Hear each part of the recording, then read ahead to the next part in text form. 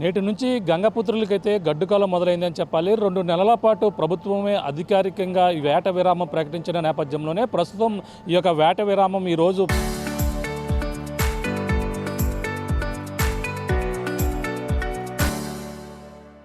15వ తేదీ అంటే ఏప్రిల్ 15 నుంచి మొదలుకొని ఏప్రిల్, మే, జూన్ 14వ తేదీ వరకు కూడా 61 రోజుల పాటు అయితే వేట విరామం అయితే ప్రకటించిన నేపథ్యంలో, అలాగే సముద్రంలో చేపల పునరుత్పత్తి సమయం కావడంతోనే ప్రభుత్వమే అధికారికంగా ప్రకటించినటువంటి పరిస్థితి ఉంది. ఈ నేపథ్యంలోనే మొత్తం ఉమ్మడి తూర్పుగోదావరి జిల్లా అలాగే కాకినాడ సముద్ర తీర ప్రాంతంలో ఉన్నటువంటి మత్స్యకారులందరూ కూడా బోట్లు నిన్న సాయంత్రానికే మొత్తం ఒడ్డుకు చేరుకున్నటువంటి పరిస్థితి ఉంది. మొత్తం బోట్ల సంఖ్య చూసుకుంటే సుమారు ఉమ్మడి తూర్పుగోదావరి జిల్లాలో అలాగే తొండంగి మొదలుకొని అలాగే తాళరేవు సముద్ర తీర ప్రాంతం వరకు 94 కిలోమీటర్ల సముద్ర తీరం అయితే విస్తరించి ఉంది. ఈ యొక్క సముద్ర తీరంలో 4000కు పైగా అయితే బోట్లు అయితే ఉన్నటువంటి పరిస్థితి ఉంది. మొత్తం 194 మంది మత్స్యకారులు దీనిపై ఆధారపడి ఉన్న నేపథ్యంలోనే ఇప్పుడు 2 నెలల పాటు వేట విరామం ప్రకటించిన నేపథ్యంలోనే మొత్తం మత్స్యకారులందరూ కూడా ఇంటికి పరిమితం అవుతారు. 2 నెలల పాటు కూడా ఖాళీగా ఉంటూ కూడా ఇంట్ల వద్ద కూడా పరిమితమై ఉన్న నేపథ్యంలోనే మత్స్యకారులకి ప్రభుత్వం అధికారికంగా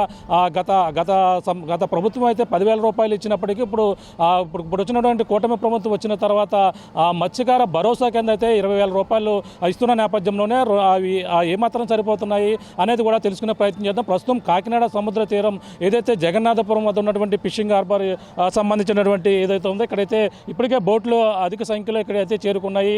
మొత్తం జిల్లా వ్యాప్తంగా చూసుకుంటే మెకనైజ్డ్ బోట్లు కావచ్చు, మోటరైజ్డ్ బోట్లు కావచ్చు, మొత్తం మెకనైజ్డ్ బోట్లు అయితే 392 బోట్లు ఉన్నాయి.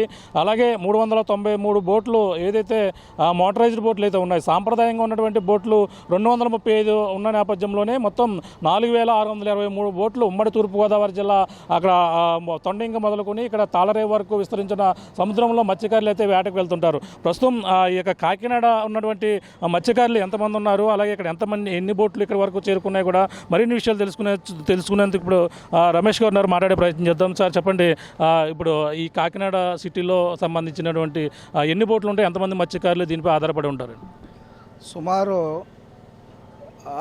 మోటరైజ్డ్ కానీ మెకనైజ్డ్ కానీ అదేవిధంగా సాంప్రదాయ బోట్లన్నీ కూడా కలిపితే సుమారు కాకినాడ అర్బన్కి సంబంధించి 1,500 బోట్లు ఉంటాయి.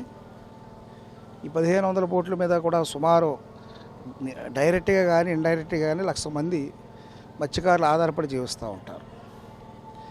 అయితే ప్రభుత్వాలకు తెలియజేసేది ఒకటే, రేపటి నుండి 61 రోజుల పాటు వేట విరామాన్ని ప్రకటించడం జరుగుతూ ఉంది. అంటే ప్రభుత్వం ఎన్ని జీవోలు ఇచ్చినప్పటికీ కేంద్ర రాష్ట్ర ప్రభుత్వాలు మత్స్యకారులు సహకరిస్తేనే ఈ జీవో అనేది ఇంప్లిమెంటేషన్ అవ్వడం జరుగుతుంది. కానీ మత్స్యకారులందరూ కూడా మరి ఈ జీవోని ఆహ్వానిస్తూ అందరూ కూడా సహకరించడం జరుగుతూ ఉంది. ఆ విధంగా ప్రతి సంవత్సరం కూడా వేట విరామం అనేది సక్సెస్ఫుల్గా జరగడం జరుగుతూ ఉంది.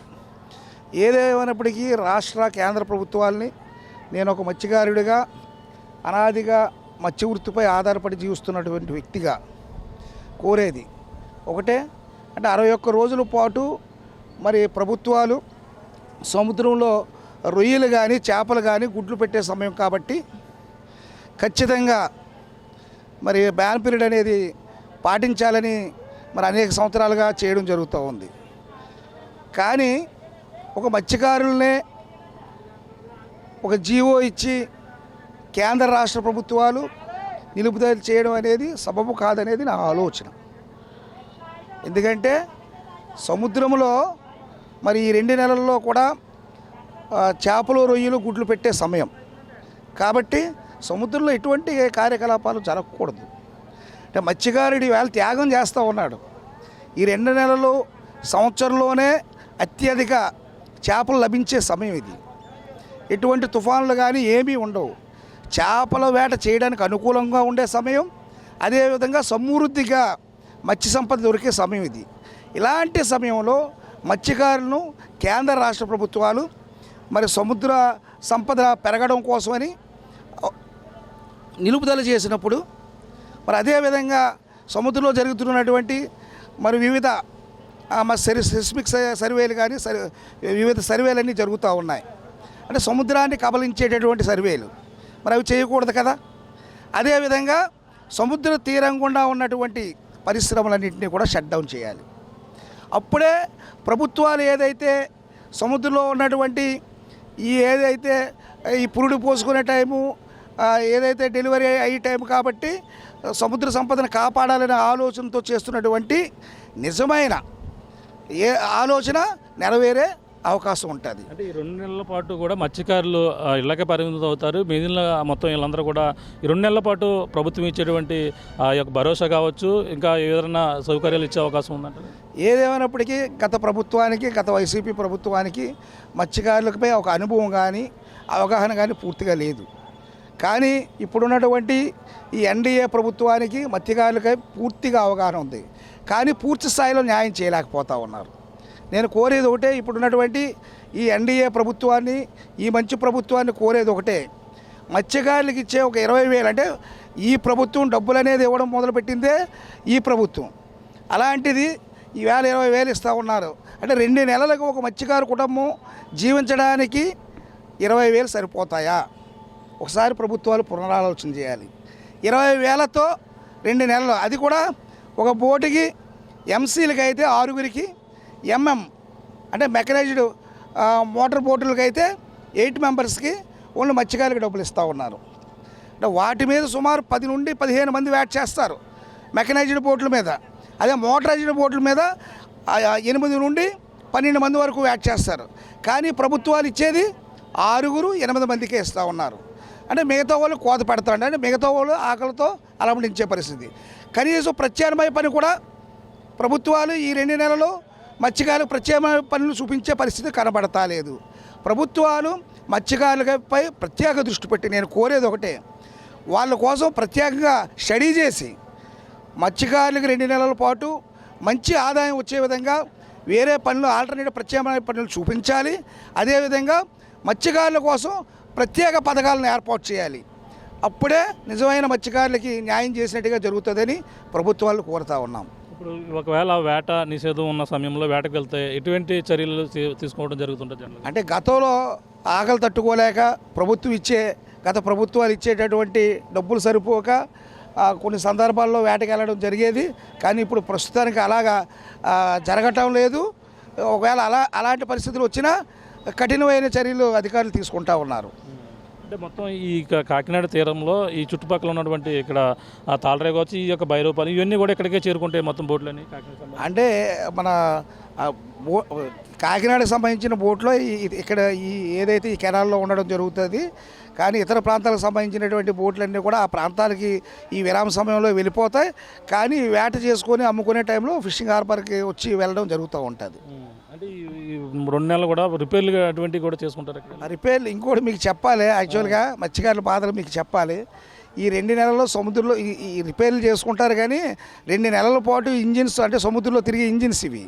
సో 2 నెలల పాటు సముద్రంలోకి వెళ్ళకపోవడం వల్ల ఏమవుతుందంటే బ్యాన్ పీరియడ్ అయిపోయిన వెంటనే ఈ వేటకి వెళ్ళిన మొదటి వేటలోనే ఇంజిన్లన్నీ స్టక్ అయిపోవడం జరుగుతుంటుంది. మెజారిటీ ఇంజిన్లన్నీ కూడా పాడైపోవడం జరుగుతూ ఉంటాయి రన్నింగ్ లేక.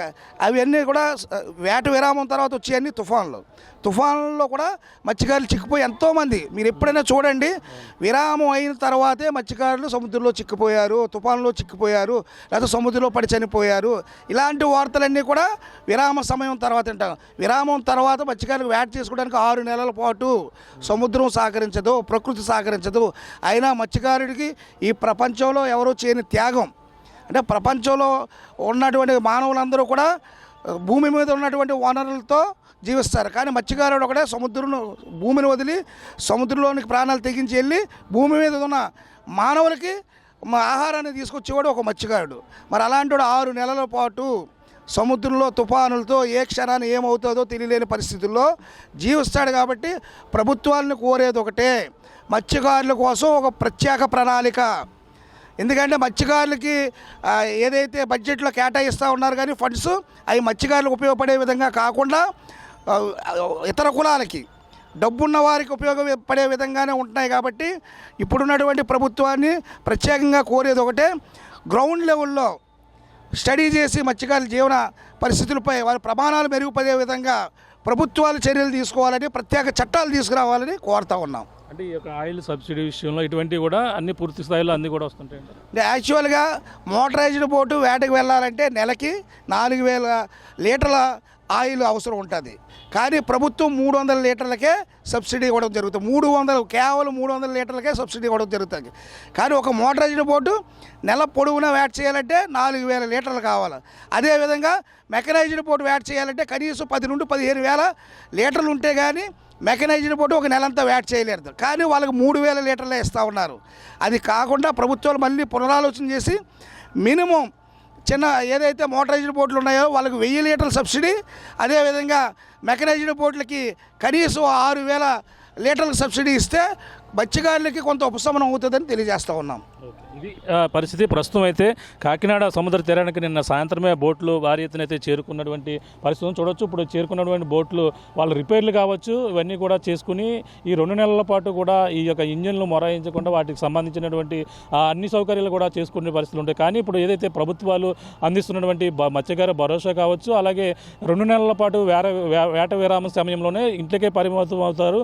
కానీ ఆల్టర్నేటివ్గా ప్రభుత్వాలు కూడా ఈ 2 నెలల పాటు కూడా వాళ్ళకి ఆల్టర్నేటివ్ వేరొక పని కల్పించాలంటూ కూడా కోరుతున్నటువంటి డిమాండ్ కూడా వినిపిస్తున్నటువంటి పరిస్థితి ఉంది. ఏదేమైనా మొత్తం ఈ యొక్క ఉమ్మడి తూర్పుగోదావరి జిల్లాలో సముద్ర తీర ప్రాంతం 94 కిలోమీటర్ల విస్తీర్ణంలో ఉన్నటువంటి ఈ యొక్క మత్స్యకారులు వేటకి వెళ్తుంటారు. 94 కిలోమీటర్ల పరిధిలో ఉన్నటువంటి మత్స్యకారులు వెళ్ళిన నేపథ్యంలో పక్కన ఒరిస్సా నుంచి మొదలుకొని అలాగే కన్యాకుమారి వరకు కూడా ఈ వేట ఇప్పుడైతే నిషేధం అయితే అమల్లో ఉన్న పరిస్థితి ఉంది. ఈ నేపథ్యంలోనే 2 నెలల పాటు మత్స్యకారులు ఇళ్లకే పరిమితం అవి చాలా ఇబ్బందులు అయితే పడుతున్నటువంటి పరిస్థితుల నేపథ్యంలో గత ప్రభుత్వాలు అప్పట్లో సరైన అవగాహన లేక ఇబ్బందులు పడేవారు. ఇప్పుడు కూటమి ప్రభుత్వం వచ్చిన తర్వాత మత్స్యకారుల భరోసా 20,000 రూపాయలు ఇవ్వడమే కాకుండా అన్ని విధాలా ఆదుకునేందుకు కూడా ఒక ప్రణాళిక కూడా సిద్ధం చేస్తున్నటువంటి పరిస్థితి ఉంది. అంతేకాకుండా మత్స్యకారులకు సంబంధించినటువంటి ఏవైతే సబ్సిడీల విషయంలో కావచ్చు అవన్నీ కూడా పూర్తి స్థాయిలో అందించే విధంగా కూడా చేయాలని కూడా కోరుతున్నారు. అంతేకాకుండా కేవలం మత్స్యకారులపైన కేంద్ర ప్రభుత్వాలు ఈ యొక్క వేట నిషేధం అమలు చేస్తున్నారు. కానీ ఈ యొక్క సముద్రంపై ఏదైతే కార్యకలాపాలు చేస్తున్నటువంటి ONGCలు కావచ్చు, అలాగే ప్రధానంగా ఫ్యాక్టరీలు పరిశ్రమలు కావచ్చు, ఇవన్నీ కూడా కొన్ని కార్యకలాపాలు సముద్రంలో కూడా చేపల పునరుత్పత్తి పేరుతో కేవలం మత్స్యకారులపైన ఆంక్షలు విధించడం సరైనది కాదు. ఈ యొక్క పరిశ్రమలు కావచ్చు మిగిలిన కార్యకలాపాలు కూడా నిలిపివేస్తే బాగుంటుందని కూడా మత్స్యకార నాయకుల నుంచి కూడా ఒక అభిప్రాయం అయితే వ్యక్తమవుతుంది. ఏదేమైనా ఈ 2 నెలల పాటు కూడా ఈ రోజు అదైతే ఏప్రిల్ 15 మొదలుకొని జూన్ 14 వరకు కూడా వేట నిషేధం అమల్లో ఉన్న నేపథ్యంలో ఈ యొక్క గంగపుత్రులు అయితే ఇళ్లకే పరిమితం అవుతూ ఈ యొక్క 2 నెలల పాటు కూడా చాలా ఇబ్బందులు పడుతున్నప్పటికీ ఒక మత్స్యకారులు ఏదైతే మళ్ళీ సరిగ్గా చేపలు పడే సమయంలోనే ఇటువంటి వేట నిషేధం అమలు చేయడం అనేది కూడా చాలా బాధాకర విషయం. మళ్ళీ ఒక తుఫాన్లు అంటే మళ్ళీ వేట నిషేధం అమలు తీసేసిన తర్వాత వేటకు వెళ్తే మాత్రం తుఫాన్లు వచ్చి చాలా ఇబ్బందులుగా గురవుతాయి. ఈ యొక్క బోట్లన్నీ కూడా మొరాయిస్తుంటాయి. ఇవన్నీ కూడా ఇబ్బందులు అనేది తలెత్తుతుంటాయి. కానీ ఏదేమైనా ఈ మత్స్యకారులను అయితే అన్ని విధాలుగా ఆదుకునేందుకు కూడా ప్రభుత్వాలు కేంద్ర రాష్ట్ర ప్రభుత్వాలు కూడా సహకారాలు పూర్తి స్థాయిలో అందిస్తే మాత్రం మత్స్యకారుడు ఏదైతే సముద్ర తీరంలోకి వెళ్ళి ఈ యొక్క ప్రజలకు తినేందుకు ఆహారం తెచ్చేటువంటి మత్స్యకారుడు ఒక్కడే ఈ విధంగా చేస్తుంటారు. కానీ మత్స్యకారులను అన్ని విధంగా ఆదుకోవాలంటూ కూడా మత్స్యకారులకు సంబంధించినటువంటి నాయకులు కోరుతున్న పరిస్థితి ప్రధానంగా ఉందని చెప్పాలి. మొత్తం కాకినాడ సముద్ర తీరంలో అయితే ప్రస్తుతం అయితే బోట్లన్నీ కూడా ఒడ్డుకి చేరుకున్నాయి. దాదాపుగా 192,000 మంది మత్స్యకారులు ఈయనపై వేటపై ఆధారపడి ఉంటారు. ఇప్పుడు 4,600 చిల్లర బోట్లు అయితే ఇప్పుడైతే ఒడ్డుకు చేరుకున్నటువంటి పరిస్థితి ప్రధానంగా ఉందని చెప్పాలి. ఇది కూడా నా తాజా పరిస్థితి. కెమెరా ప్రకాష్ RTV కాకినాడ నుంచి.